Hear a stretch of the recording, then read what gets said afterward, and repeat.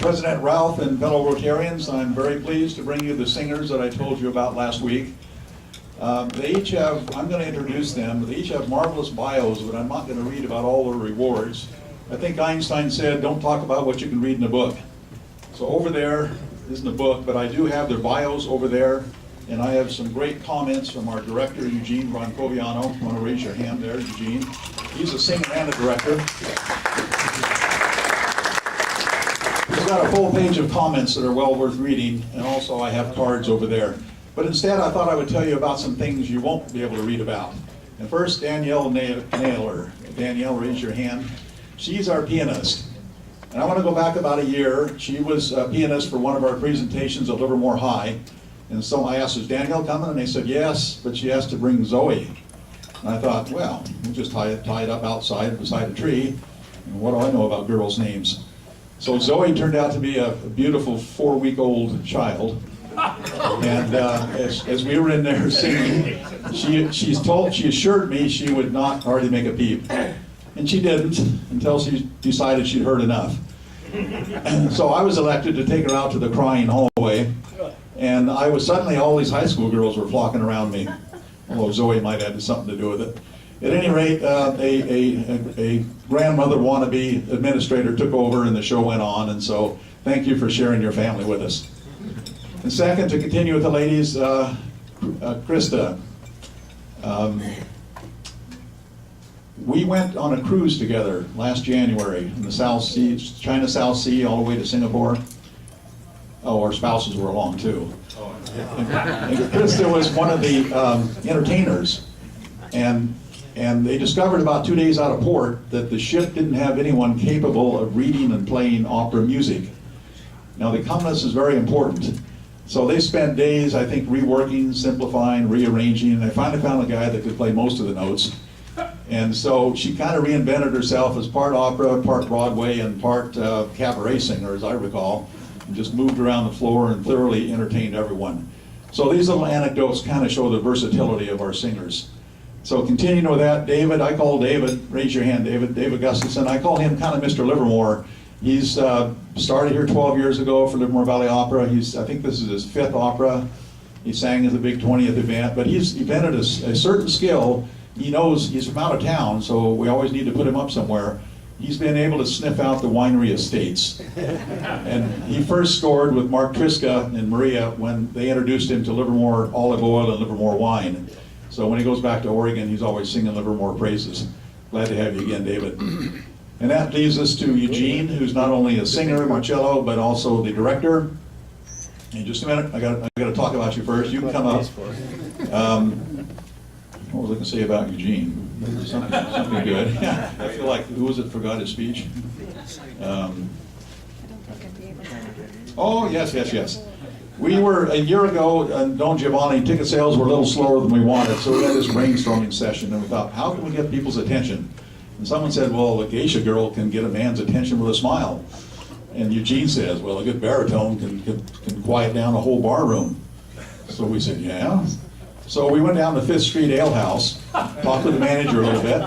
We put a waiter's apron on Eugene, and he sought out a couple of young ladies at a table, and he went over, and I think he invented this line on his way over, but he goes over and says, tonight's specials are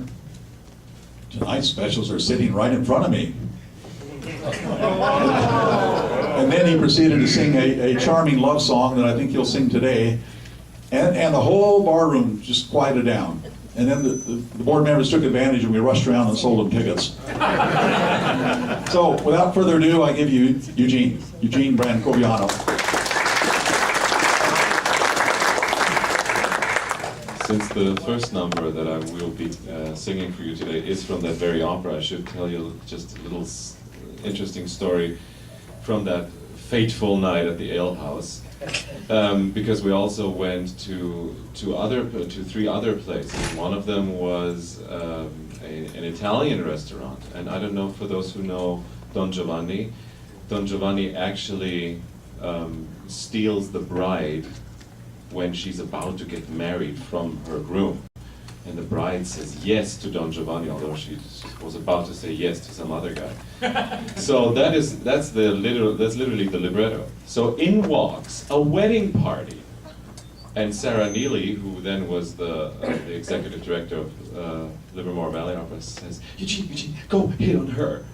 And I'm thinking, the groom brought 7 friends. They're gonna beat me up in the parking lot. Cover for Mr. Bracco. And so I said, if you tell them that that it's a hoax, then I'll do it. And so the idea was that I would just start singing, and they didn't know what hit them. There's this weird Transylvanian guy singing at them.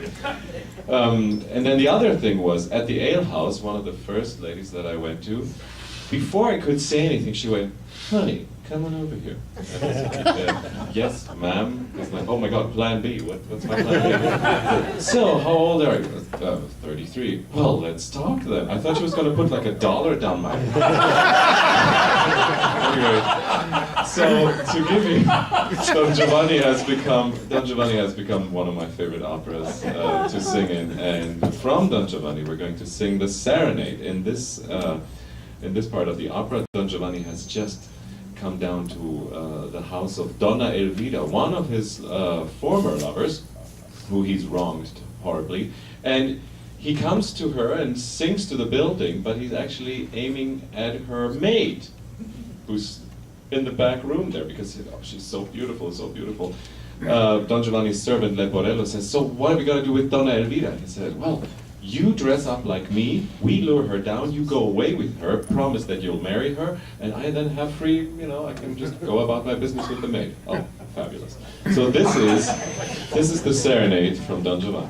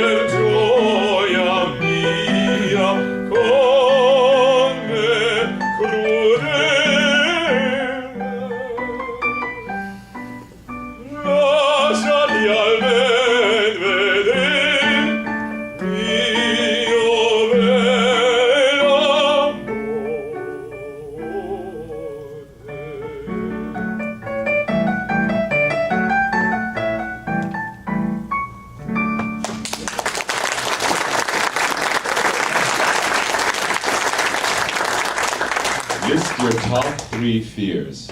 Dying, falling, being sung to by an opera singer. Well, you can check one of your lists. All right, now, when Alexander Katzmann asked me if I wanted to be in La Bohème, didn't need any persuasion, I said immediately yes. And then he asked me if I wanted to direct it. And I don't know if you read some of the stuff that I typed on the computer. I thought about it. I thought, well, I've never done it. I've never directed and sung. I've done both. But I thought, why not? Before the sane part of my brain could protest, I said yes. So I started doing pencil sketches of what I would love my set to look like. And what you're looking at are 4 bunk beds, or I guess 2 bunk beds with 4 mattresses. Is that right? Yeah, right. A bunk bed is 2. Okay. And has anybody ever seen La Boheme? Arms up. Oh, fantastic. So we have several people who's been to the opera and also to Livermore Opera. Yes, great, fabulous. So I thought, wouldn't it be fun to see how these guys really live? Namely, that Marcello and Rodolfo actually spent some time in the military, and when they were dishonorably discharged, they said, well, we'll get our money's worth. We'll take 4 beds with us, because we just found this place, and we need 2 roommates so we can afford the rent.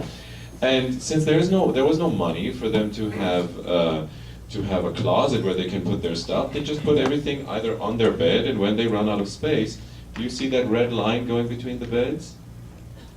I thought, wouldn't it be fun to have a clothesline on which we have pots and pans and sheets, Shonar's instrument, Colina's books, some old socks, very old socks, maybe even food, anything that could go on there. And it has this little revolving wheel, and in one of the arias that David sings, he brings it closer. It looks almost like a sailor hoisting a sail,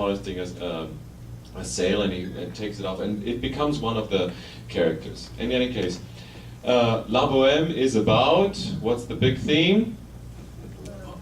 Love. In Italian, what's love in Italian? Amore. You have to really say that like from the most abyssal depths of your most passionate souls. Amore. And in this opera, usually the tenor gets the girl. In this opera, both the baritone, me, and yes, the tenor, get the girl too, but his girl dies, mine lives. But my girl, the great Kristen Clayton, who will be singing for us in a second, she's in a on and off relationship with Marcello. They're pretty hot and heavy, and then cold and not so heavy. I guess that's not exactly how you would say it, but anyway, you get my point.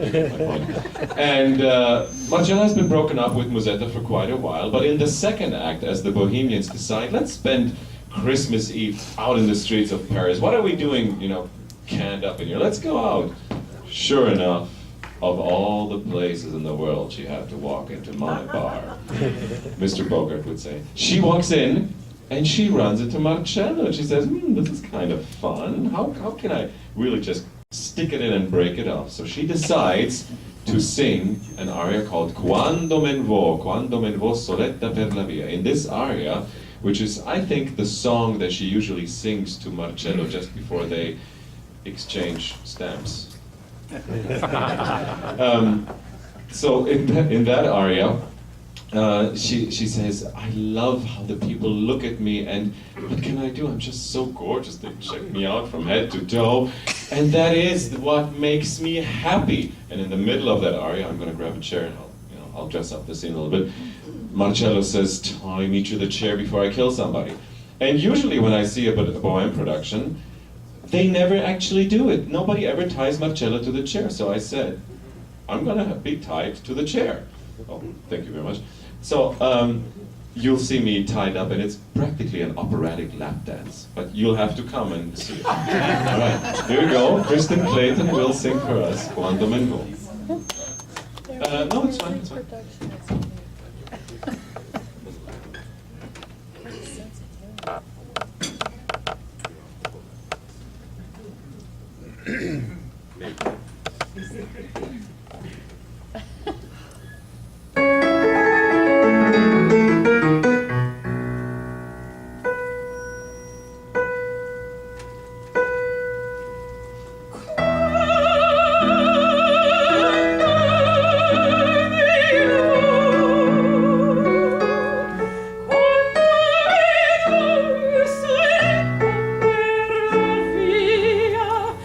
La gente sospira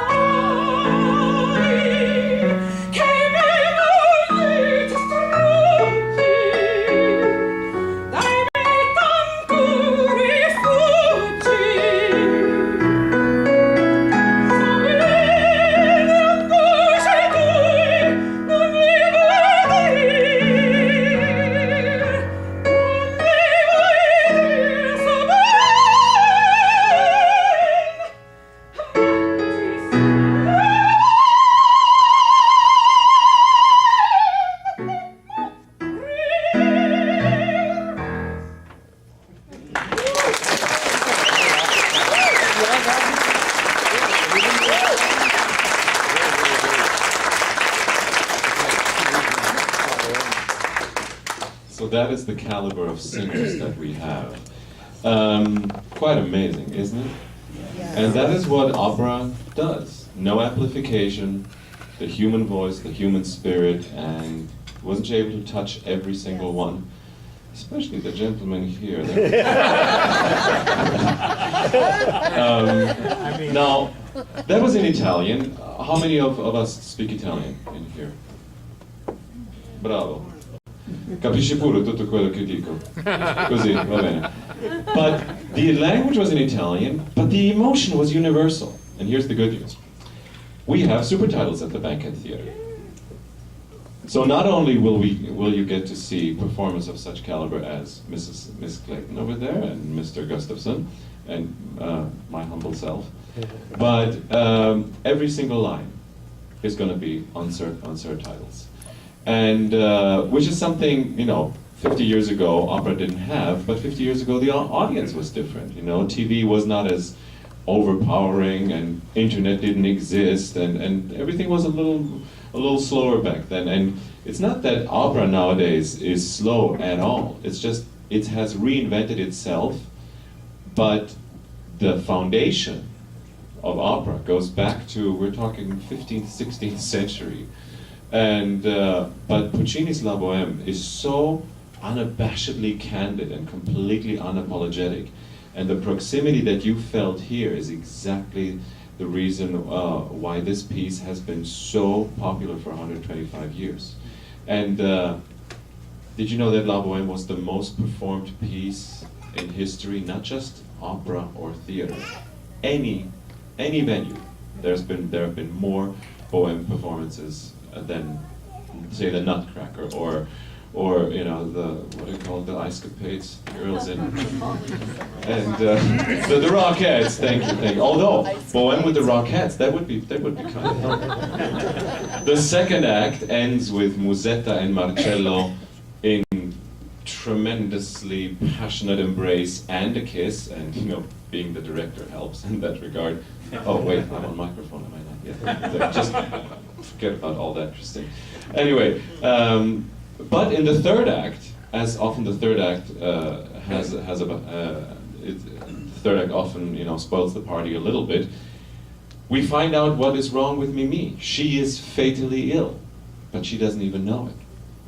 And Musetta and Marcello end up in a horrible fight. But they've been together for 2 months, and so has Rodolfo and Mimi. And since they have now been touched in their lives deeply by a woman, they have matured, they have moved on from being adolescent grown-ups as we are in Act 1, and you'll see we trick the landlord out of paying rent because he frequents a certain establishment and takes pictures, and we get a hold of that photo book, which is a really fun scene to play. So in Act 4, at the beginning of Act 4, we're trying to just, you know, wisecrack as we usually do, but for some reason it doesn't really quite work, and nothing but the candid pain that is in our hearts is what comes out. And both Rodolfo, David, and I, we sing about how we miss the women in our lives, the fact that they have been gone, and no matter what we do, we're constantly being reminded. And Marcello is a painter, and he says, no matter what I paint, winter, spring, autumn, summer, it doesn't matter. Constantly, I end up painting just two beautiful eyes and lips, and I'm still working on that to make it look just like you, Kristen. So far, it's more like the elephant man on Prozac. But that's because I just can't really paint, you know, proper abstract. Yes, that's great. Or you know, the signpost or this, great. She actually makes a joke in the third act. Musetta calls Marcello, what is it? You innkeeper's painter or you signpost painter? House painter. You house painter, which is just the worst insult. I think that's what the Viennese Art Institute told Hitler when he wanted to apply. I always thought if they had allowed Hitler into the art school, he may have not been so angry about everything. But that's completely beside the point. So let's welcome. David is shaking his head, thinking, "Have I signed that contract yet?" No. So let's welcome David Gustafsson to the stage. We're going to be singing Act 4 duet between Rodolfo and Marcello from Bohème.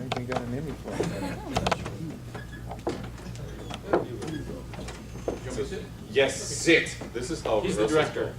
Sit. Directing works very monosyllabically.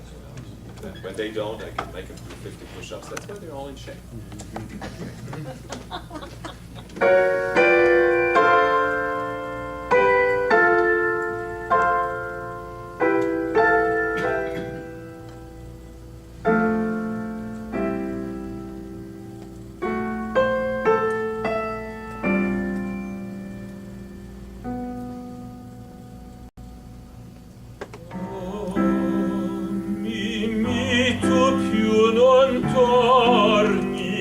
O giorni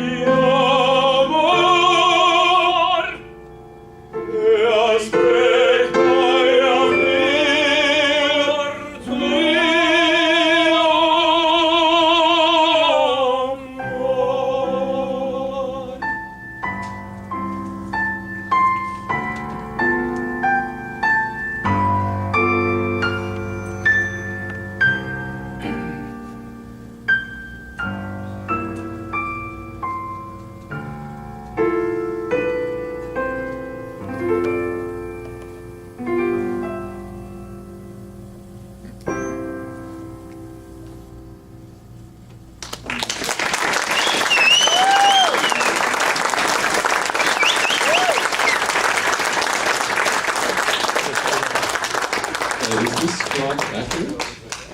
Is that accurate? It's, so we have about 10 minutes for Q&A, but before we get there, I would like to thank Danielle for playing for us. She's one of these, she's one of these rare pianists who can make the, what is it, the Casio RD, no, Roland RD 500 sound like an orchestra. Before you begin yeah. questions, we have 2 tickets to auction off. Ooh, and I'll come and paint your house.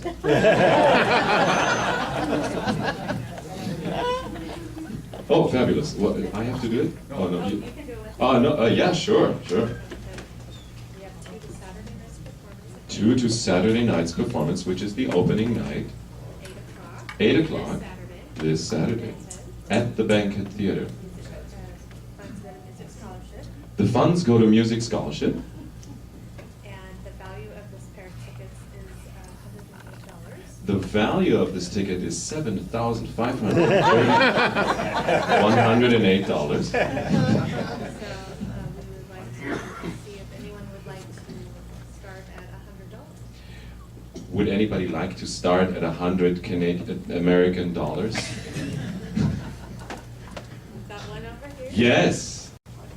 100 going not once yet. Can I get 100 and can we get 108? Can we get 100 and 108? There it is, to the same gentleman. That's it.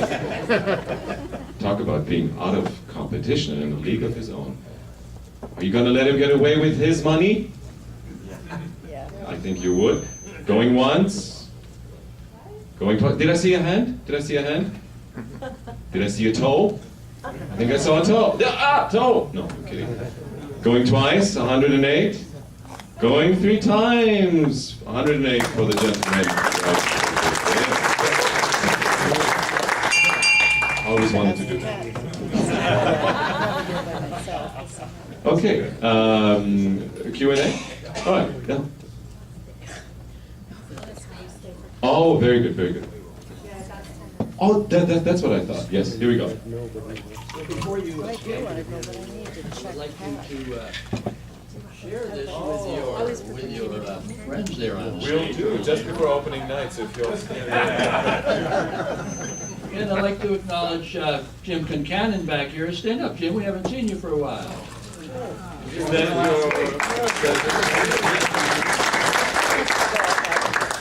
Not going to find you. Oh, good. Thank you very, very much. Look forward to seeing you in the theater. Yes. Okay, all of you. Should we, One more thing here to do. Drawing, and then why don't you draw one of these? Okay, sure. And should I say the number? The last 3 numbers. 047. 047. 047. Bravo, il signore.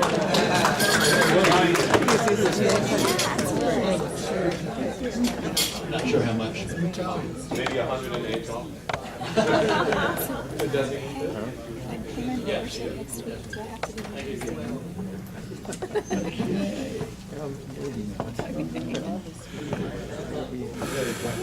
All right, thank you for being patient. We're all done today, I think. Anybody else have anything they'd like to add?